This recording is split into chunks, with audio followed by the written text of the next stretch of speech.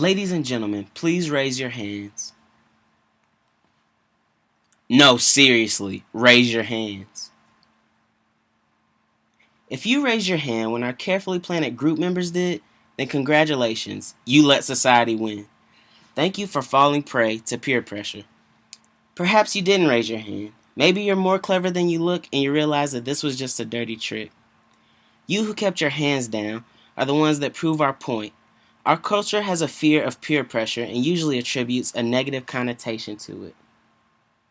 Oftentimes, the susceptibility to peer pressure of adolescents in education is studied with a negative bias.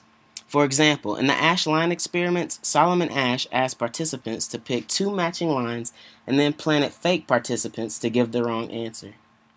The purpose of this presentation isn't to discredit studies like these, but to look at peer pressure from a positive perspective. When viewing through the lens of cognitive science, human susceptibility to peer pressure comes from a place that is necessary for societal participation and cognitive cooperation. When you learn something new, how do you know if you're doing it properly, or if there may be a better way to do something? The human mind lacks the ability to find the ideal solution to a problem, which means that sometimes we have to take cognitive shortcuts. Feedback from others can help you accomplish this, even if they're not explicitly teaching you. Social feedback allows human beings to learn based on the output of others. Sometimes we use these cognitive shortcuts to learn under the effects of peer pressure. Although we may learn negative behaviors through peer pressure, positive behaviors are also learned through imitation. Peer pressure at its core is a form of imitation learning.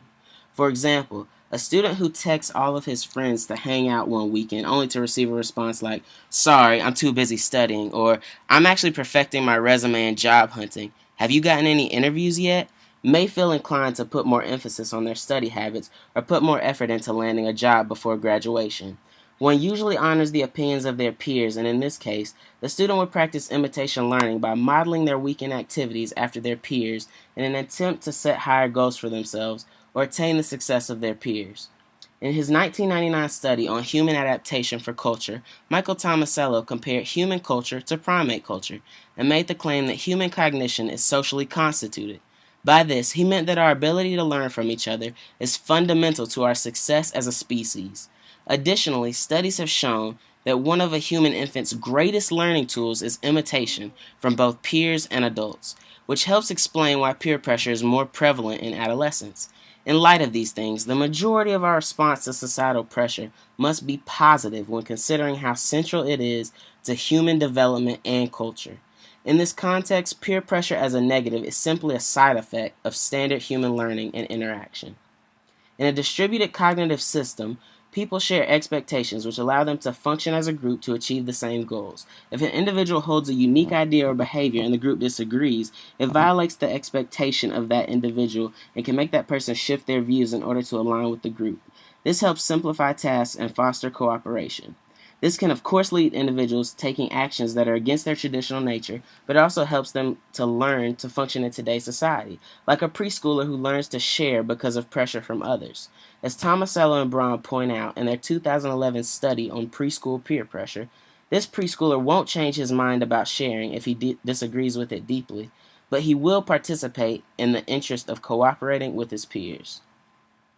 Imitation learning from a parent or teacher is seen as natural and necessary, while the imitation of fellow students is considered typically erroneous and detrimental.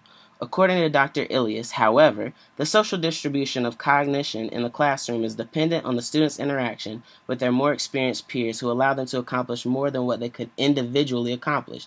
This is similar in concept to Hutchins' original paper about distributed cognition in an airplane cockpit.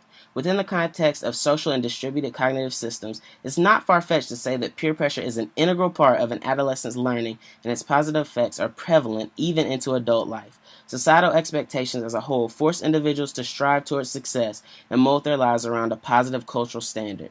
From one's infant years all the way to adulthood, there will always be negative influences to lead them astray, but this is only an unfortunate component of a much larger cognitive process that is necessary for functioning in any society that features the socially focused human cognition that ours does.